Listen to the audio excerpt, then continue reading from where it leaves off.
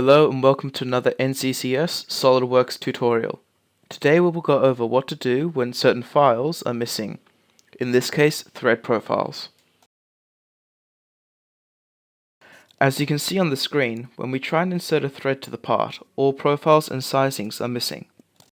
So the first thing we're going to do is to check where SOLIDWORKS is trying to read the thread profiles from, and the way to do this is to go into Options, File Locations, and under File Locations, search for thread profiles, and then see where SOLIDWORKS is trying to obtain these thread profiles from.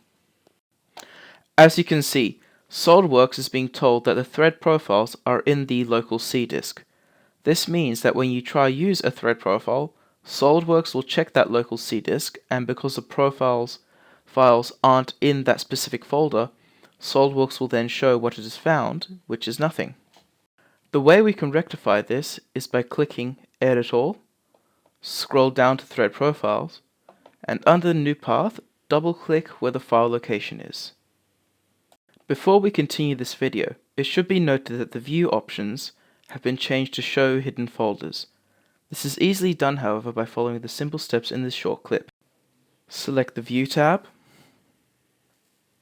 Options, View tab again, Show Hidden Folders, click Apply, and then OK.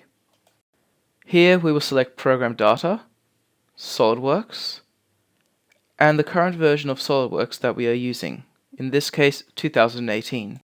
Now we select Thread Profiles, select Folder, Save, OK, and Yes.